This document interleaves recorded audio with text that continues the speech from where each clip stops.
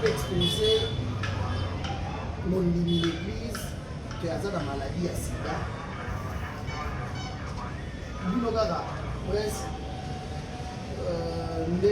Nous communiquer ma vie. Quand même, merci à vous, Apelco, parce que vous avez voulu qu'on soit information, ma source. Ici, pasteur Walesa, un serviteur de Dieu, ça fait plus de 30 ans qu'il est à l'œuvre de Dieu. Il a un ministère qui exerce, ça fait plus de 30 ans. L'évangéliste Claude Walesa,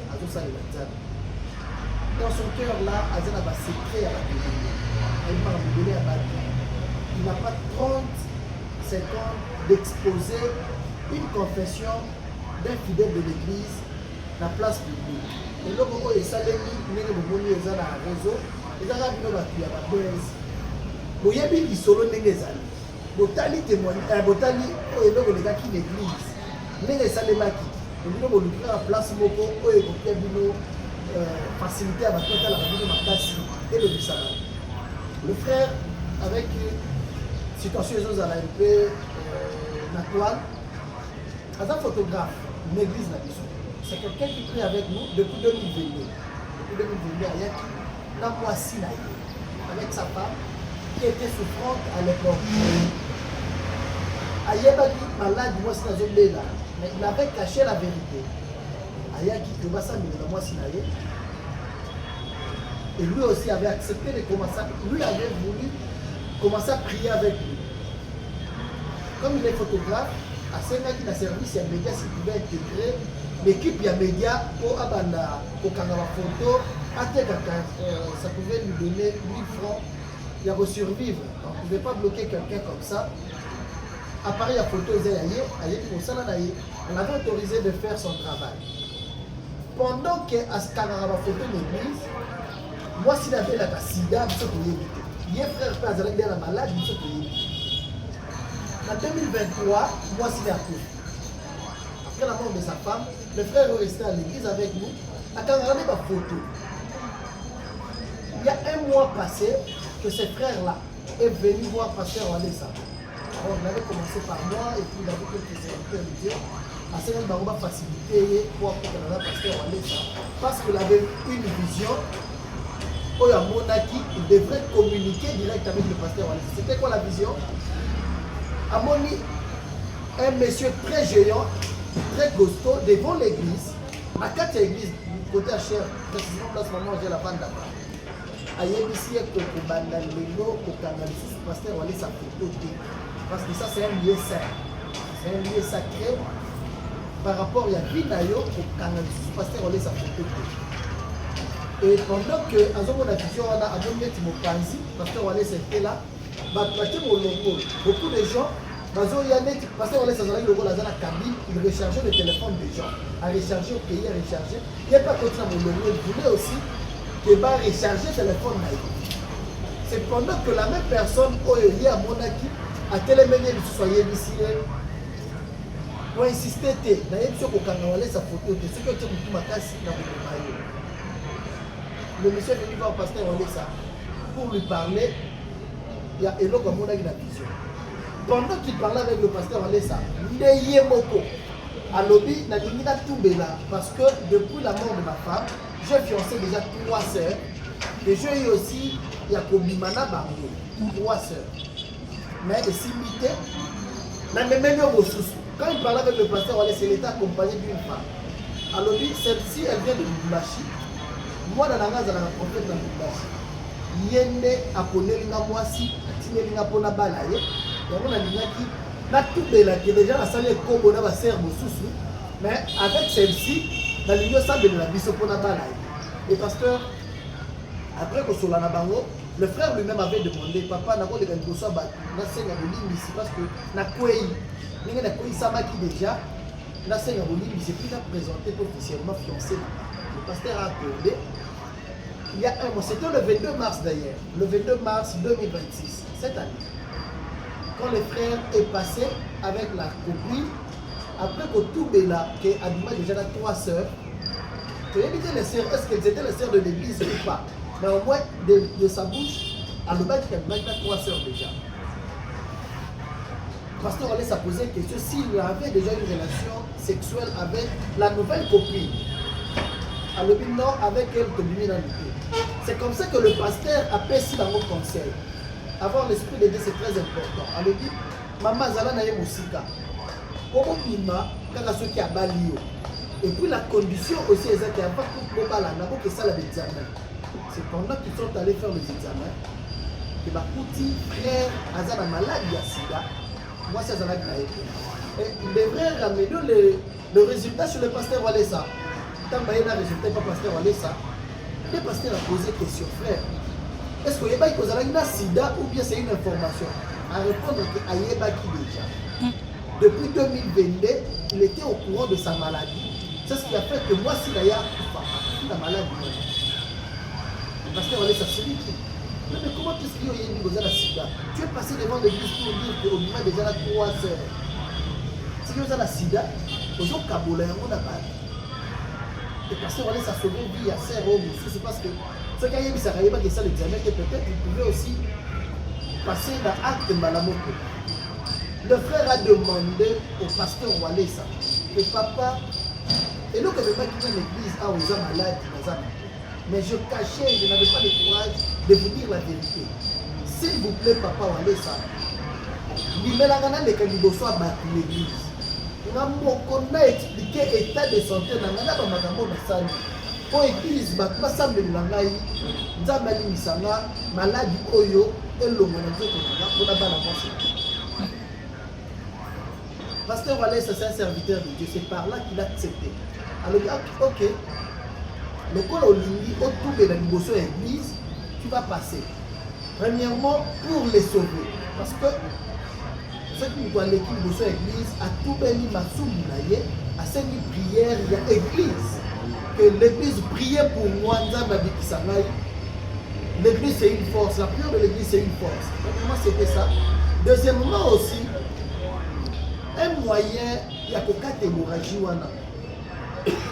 Parce que, qui d'entre vous peut accepter que les Gomoko Oyebiye, Kazala Sida, Admarana de Monaye?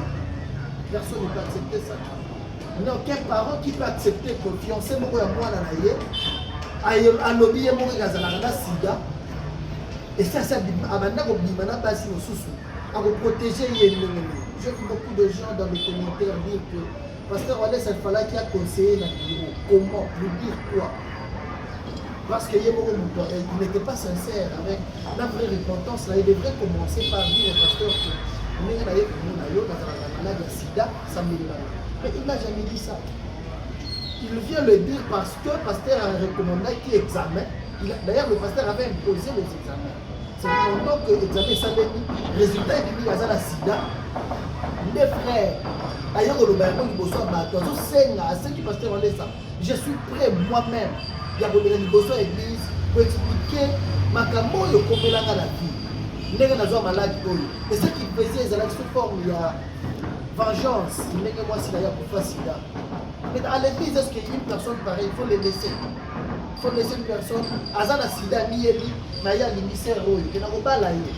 Il y a un ça, il y a un bal prochainement, il y a un bal et des choses comme ça. Il a déjà fait à 3. Nous disons merci à Dieu parce que après, j'ai vu une vidéo aussi qui circule encore. Lui-même a fait une vidéo où il a assumé, il a expliqué. D'ailleurs, il a malade depuis 2014. De 2014 à 2026. Savez-vous combien de femmes ont eu mal à Bango avant que sa femme puisse mourir? Et devant l'église, qu'est-ce que pasteur Walesa pouvait faire devant une situation pareille? Voilà, c'est juste ça. Ce qui a fait que là-bas, sur Internet, là, on a pasteur Walesa lobby. Ah frère, oh yo boye bakiaza na sida, boye moko a lobby yango. Ceux qui sont bimanaye, il y a comme on a la salle de la maladie de sida. Mentalité, kati comme si pasteur Walesa a exposé une confession intime devant l'église, chose qu'il ne peut pas faire. Voilà, c'est ça l'exposé. Ici, je veux dire, pasteur Walesa a plus de 30 ans de ministère. Ce n'est pas quelqu'un qui vient à peine de commencer le ministère. Il y a employé comme ça la confession et pas d'ailleurs. Il y a ailleurs au bas de l'église. Il ne peut pas faire ça. Ailleurs, il y a pas. les autorités, dans les familles, à l'église, dans l'église de Zawana, elle va m'appeler là-bas, tu ne peux pas faire ça. Pasteur Walesa, il était moutoyé au téléviseur, frère Wana Moussa, il madame, il n'a pas fait ça. Je lui ai dit que le frère, après examen, le pasteur a juste conditionné l'Ibala Nabango, pas les gamins de l'examen corporel. Il va pour ça l'examen, après les examens, il n'est pas c'est la sœur Wana Dot. C'est après les examens que, na moi c'est Asika, na biso de les frères Wana Asika. Le frère lui-même, Azalagi, la repentance sincère, parce qu'on le dit, ok, la catholique, ceux qui ont tout bien, mais ceux qui ont tout bien, c'est un secret. Mais est-ce que frère Wana a tout bien, il n'a pas fait ça. Frère Wana dans l'examen, il y a 15 ans, après le résultat, il y a hôpital. C'est par là que le frère là, lui-même, pasteur, a posé question. Frère, au Yébaki, aux Alakina Sida, ou bien aux a surpris l'information. Et le résultat, à l'objet, je les connaissais déjà, je le savais depuis 2022. Mais comment depuis 2022, vous avez la sida? Mais tu viens, tu sors avec le cerf. Ozo pimana basi. Basi oyo moni baleli wana ndenge ozo kanisa wana. Ba yo ki pe mabeke, comment est-ce qu'on peut vivre avec un meurtrier comme ça? Ya yebi la sida na yo kolima ngai. O mabe eza que mutu. Ayeba ki te la sida alingi yo bobimi. Mais ya ni yeba ki déjà. OK? C'est comme ça que lui-même le frère, comme il a besoin maintenant, il y a guérison. Il a demandé au pasteur que Nalimina les Galiboso regardez bien cette vidéo là. Le pasteur l'a appelé, le frère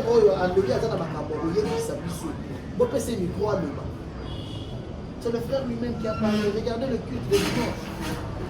Frère Wanaye Mokoto m'a dit qu'on relatait Binaye, Nandenazana Sida. Ça c'était la première question.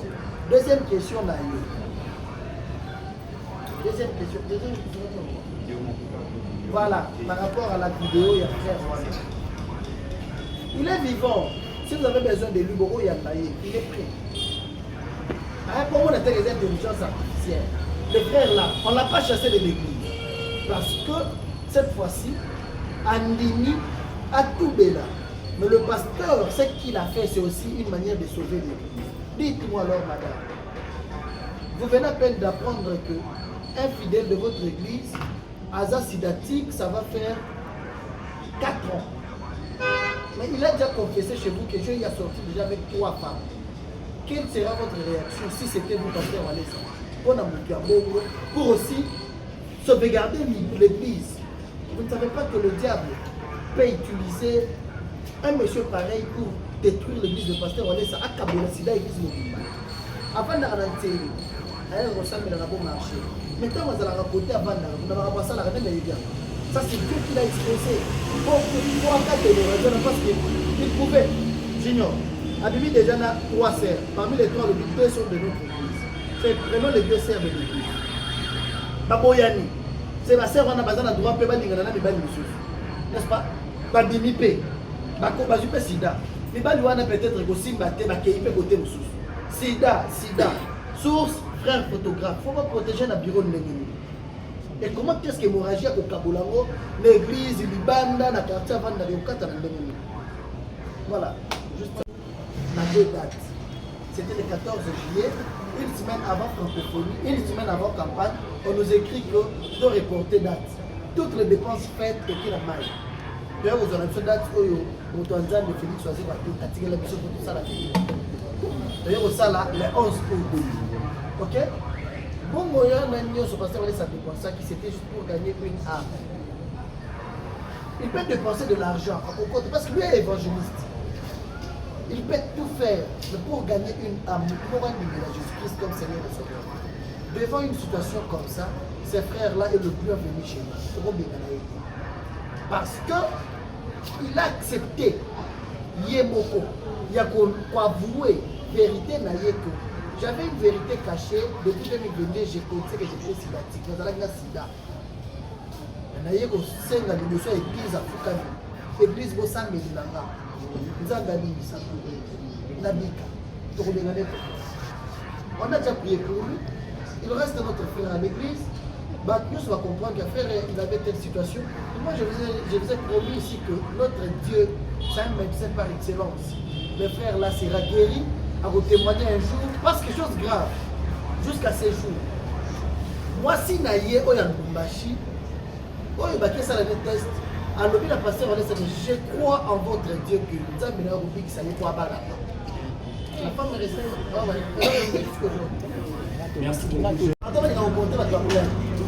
Il faut pas dans la soubassement. Au moins, une vidéo la TikTok il y a 45 secondes, 1 minute, le je vais porter plein de l'éviter sur le déjà. C'est ça le mal au Congo. Les gens ne veulent pas puiser l'information à la source. Pour vous ne voulez pas aussi informer les gens la vraie version des affaires. Informer les gens, les Camboya solo. On a un journaliste. Dans la marque, ça vient bien. On dit pas je vais regarder côté pour les Camboya sida. Mais avec le moment où tu as quitté, il était à l'un à l'autre. Il y a des gens qui ont quitté, ça va passer l'adresse et ça va passer. Ceux qui ont eu, Nazawa n'a pas eu, c'est la première, Nazawa Jésus. Avec notre activité qui passe, il y a dit la quittation. On a prié pour lui, à mon niveau. Moi, je suis allé jusqu'à Kipesi, je n'ai jamais été là. Pendant que je me vérifié, solo, dans l'année, tout le monde faisait un solo, dans le quartier, dans le barrière, tout le monde en parlait. Parce qu'on est à la gaki. Moi, on a bien c'est avec moi, on a dit que le projet papa n'a eu, dans le cabello mot. Au sein d'un le monde a combien, la fille avait demandé 20 000 $. Parce qu'on est à l'année, on a fait ce 20 000 $ au sein de la femme. Et quand je suis allé à Kipesi, dans l'année, je me que c'était vrai. J'ai donné l'information parce qu'elle m'a dit j'ai encore sur place, on va continuer, on a acheté une parcelle. Au moment où je vous parle, là avec la nièce, les gens vont dans le parc là-bas. Mais la presse n'avait pas fait l'institution à ça. Mais quand il y a bien pour l'accidenter, il y a bien ma casse bon ok. Bon, parce qu'on n'a jamais été occupé. Quand ma somme avec la yé, ma somme est à mon nom. Ma somme est dans le parc. Puis parce qu'on a gagné 3 dans ça. C'est pour vous dire que dans ma ONG à nous. Je pense que tous les gens qu'est-ce qui s'était passé chez Walesa? Mais ceux qui m'ont dit, une vidéo, m'ont dit le culte est là, ils ont existé, ils ont en ligne. Vous voyez au côté que c'est un frère qui a demandé au pasteur que je vais passer un message devant l'église pour nous faire la boline ici dans ma salle. Je viens devant Dieu. Ngai, na yel besoin d'âme, pour la tout là. Na motu belani a dit que ngai na zalaka na sida depuis 2022. Na biba pena ba te on a aussi na bolingi à l'époque on a pasteur Walesa vous êtes dans ce pasteur Walesa comment on dit que bon dit alo baké a tout bela ke ngai na zalaki na sida depuis 2022 na kabola ko pena ba est-ce que vous avez peut-être pour la loi interdit aussi que ceux qui sont na sida et que bandi ko kabola ba tout ça ko kango ko ta biso n'est-ce pas une situation où ils ont coûté bien. OK. Si l'église se mettait à interdire les gens de faire leur confession, les gens vont continuer à vivre dans le péché et l'église ne va pas les sauver. Ok? On ne peut pas empêcher quelqu'un de faire une repentance publique. Demander lui-même, lui a demandé, je vais expliquer aux gens ce que j'ai y à faire. Bonzani, Ali Bissama. Il se passe qu'il y a les réseaux sociaux, les gens parleront, donc c'est qui ça. Donc bloquer délivrance, il y a une chose à la procédure de c'est impossible. Vous avez compris? C'est impossible. C'est-à-dire, il y a des choses. Premièrement, le monsieur fait une repentance publique pour que Dieu puisse le pardonner. Il a accepté lui. Il a demandé au pasteur, s'il vous plaît pasteur, je suis prêt à faire une repentance publique, une confession publique, pour que Dieu puisse me pardonner, que je puisse me décharger la charge dans un amour. Il y en a qui sont dans un sida, mais dans un Kaboula, on a mal.